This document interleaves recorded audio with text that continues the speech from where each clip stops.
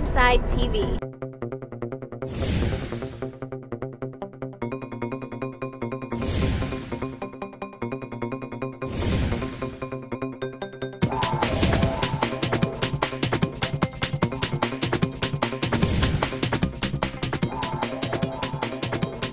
This is Shamari with Be Inside TV, and today I'm checking out the Ultimate Grey Gardens Festival up in Harlem at the Maysles Institute. I'm here with Albert Maysles, the director of this fantastic film that has such an amazing following. There's a lot of people here today for the panel discussion. Are you excited? Sure, I'm going to be part of it too, which is lovely.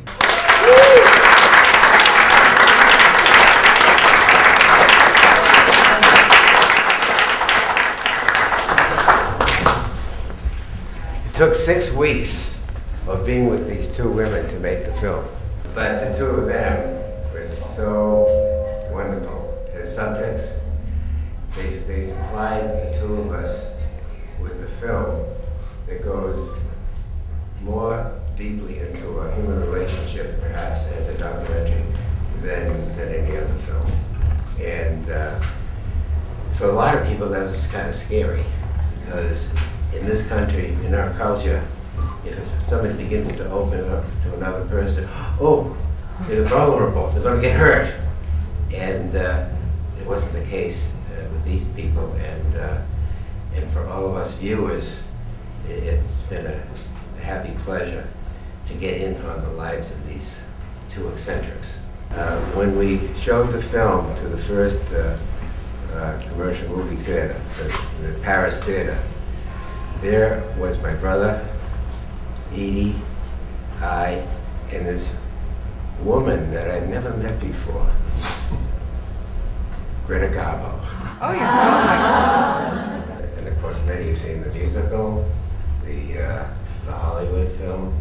There've been a couple of books. This book.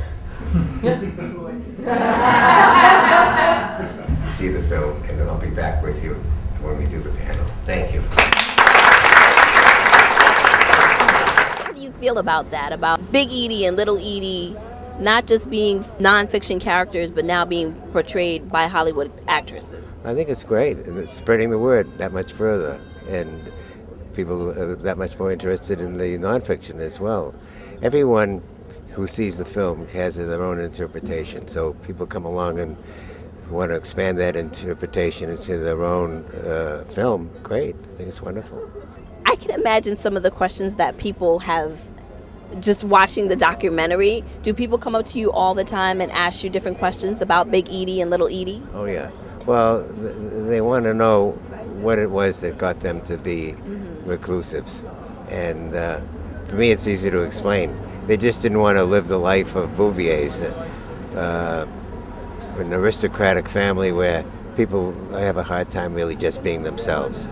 And by secluding themselves, living in this one house, never leaving in 20 years, they could really be themselves. And there was so much to them. One a beautiful singer, the other one a dancer and a fashion designer. You know, they had a lot to give to each other. Well, it's amazing that she said, come, I mean, I assume she had a clue how they lived. It's that she said, bring the camera crew to my aunt's house, and it was like... Well, what was that about? You were coming, you were bringing your camera. On the one hand, she must have felt some kind of shame about the way they were living.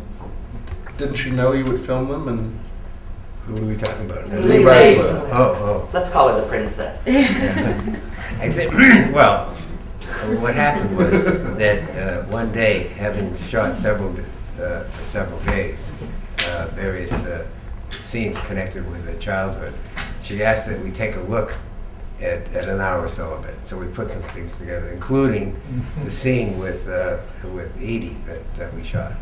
And I think it was that moment when she saw Edie in it that I think she felt that she was upstaged. That I think is the explanation as to why she decided to drop out. And she did. We never filmed any more of her. I've often wondered what Jackie felt if she had ever seen the film. To this day, I don't know whether she saw the film or not. But I know that when we finished the film, my brother happened to meet up with Jackie just by chance at an airport and asked if she was going to see it. It was showing at the Paris Theater at that time. And she said, well, I might sneak in. Yeah. Whether she just walked in or sneaked in, we don't know. You were only filming for 6 weeks, is that correct? That's it, yeah. How did you know when to stop? At a time when we thought we had gotten enough for an hour and a half of film. Actually, we got plenty more than that. In fact, the book that is coming out has a good deal of sound that was recorded apart from what the camera picked up. And that has been transcribed into a CD, which is tucked into the book. So you get even more of their conversations in the book. Big Edie and Little Edie are actually relatives of Jackie Kennedy Onassis. Yeah, they're the aunt and cousin. Do you think that if you had not created the film that people would have been up on that information, or do you think that would have gone more or less undiscovered? Oh yeah, people would never have known of these two women without the film. And then, of course, they know that much more from the book. The Hollywood film, for example, could get into their past. Okay. And the original documentary could only film what was going on at the time we were filming them. I happen to know Jackie pretty well. I helped to make a film of her and JFK and Hubert Humphrey. And Jackie is the model of what these two women would have been had they not secluded themselves, and they would have been less happy. Because Jackie was not a model of happiness. Interesting, huh? They chose the right route after all. Wasn't there this great recording where they're talking, like Edie's talking about getting married, and she's like, "Oh, I couldn't get married. I'm too Southern." Like they wouldn't. They wouldn't like. No, she was gonna get. She was talking about whether or not she could have married Joe Kennedy, and who died in World War II, and she would have taken Jackie's place in the White House potentially. And she said, "Oh God, they wouldn't have been able to stand me. It would have been the South would have been in the White House every minute." It goes on and on about yeah. I feel like Lee really had to hide something of herself, and Jackie also. And Lee, when she was making Sisters, kept trying to get everyone to speak about her father, who was a big philanderer, and no one wanted to tell her anything. And here was Big Edie and Little Edie, who were completely free to say everything. Although sometimes Big Edie would say, "Oh, Little Edie, you shouldn't have, like, you know, Edie, you shouldn't have said, you know, what are, you know, it's going to go out to the Queen in England." But I think Lee, on some level, wanted something of herself exposed, but couldn't quite do it. I mean, I think no one could ever have imagined that Jackie and Lee, who were the younger cousins by 8 and I think 11 years respectively, and Little Edie was the it girl at the Maidstone Club, and she was the one who was kind of destined for a very public, seemingly for a very public and celebrated life, either through a celebrated marriage, that she ended up being a reclusive shut-in, and that the two younger ones ended up living their lives very publicly on the world stage. But then in the kind of unbelievable and very American third act, Edie and her mother again kind of take the stage at the last minute by being themselves, by being recluses. I mean, you just could never. I mean, you could never imagine that. I almost think also that, to me, I see the mother, Big Edie, almost as being more like Jackie and Lee, or Jacqueline and Lee, because she is, especially having seen the musical, having, you know, the Beals of Grey Gardens, seen more and learned more about the family. I mean, the stuff that the mother says is just lies, basically. I had a terribly successful marriage and beautiful, like, I mean, and it's all just bullshit, revisionist bullshit. But Edie Little Edie is the opposite, and to me, for a big phase of my, I have many phases, as we all do, of my Grey Gardens education and what I'm obsessed with and love. And, for a while I was obsessed with it. Anytime that Little Edie was on camera alone with you guys, the mother immediately would scream from upstairs about something. Like, she was totally felt upstaged and totally felt threatened by the daughter. And he was only happy when she was, it was a close-up of her, sugar cake. So anyway, or whatever that's worth, maybe I have mother issues of my own. But that was 10 years I was obsessed. Like, the mother's a monster, why can't she let Edie do her VMI dance in peace? Mrs. Beale shared a moment with me where Edie had seen and dated Howard Hughes, and he had come to the mansion wearing Kleenex boxes on his shoes. And Edie was, actually, I think Edie was uncomfortable with his eccentricity.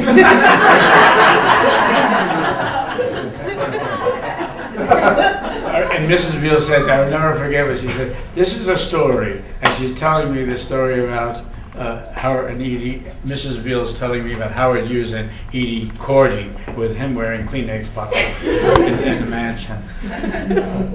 But there was a rivalry all the time, but often enough there was a peace about and safety amongst each other there. There was a comfort level where after all of the arguments and all of the disputes were done, it was a safe place where they were comfortable. I felt comfortable. It was a refuge to be who you were. I was proud of them.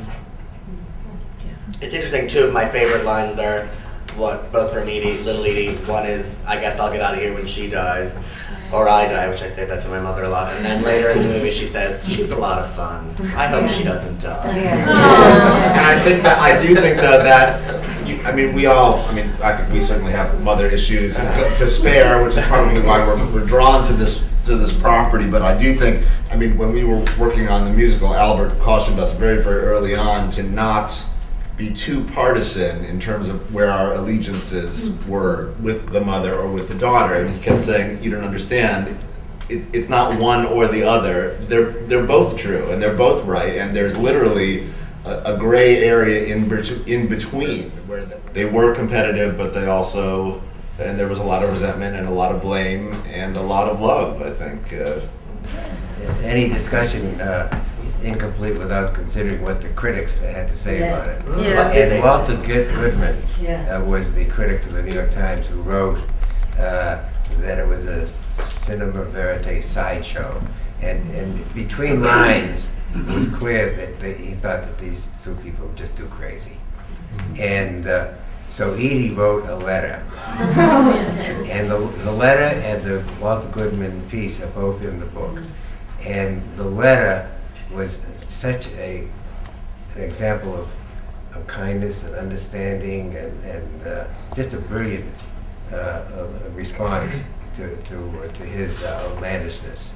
And but nothing happened to the letter. It went to the editor of the Arts and Leisure section, and nothing happened. So I called the editor, whom I happened to know had a wife as a schizophrenic in a mental hospital. And I said, have you read it? He said, oh yeah, we got it. Are you going to publish it? Oh no, she's schizophrenic. And it never got published. And another thing that happened was, and there should be a letter to the editor of the obituary section, because so many times they get it wrong, and there's no answer to it. Okay, so the public never got Edie's letter, and but they did read the obituary of Mrs. Beale when she died 2 years after the film. And in the obituary it said, the two women were the targets of a film made by the Maisel brothers. Oh, yeah. And no way to answer it. I'd also encourage people, if you haven't seen the companion documentary, The Beales of Grey Gardens, you should really check it out. It has additional fantastic costumes, additional fantastic wise sayings from Edie, and it's a wonderful document. Again, kind of cut from the original, from additional footage from the original shoot. She had a formula that she states in that film for ending war. They only sent the kind of weak, sickly ones. The wars would be over much more quickly. And there is a kind of cracked sense to that. It's true. I think it's important that she mentions the war should be against the law. I think that's good, exactly. But she also talks in that movie about corrupt Republican administrations and high prices and kind of oil and OPEC, and it's really it's very prescient. I mean, she was. I don't want to say she was going up. She would that on yeah. the radio last I don't want to say she was a sage, but she was. She would have voted for Obama. No. Absolutely.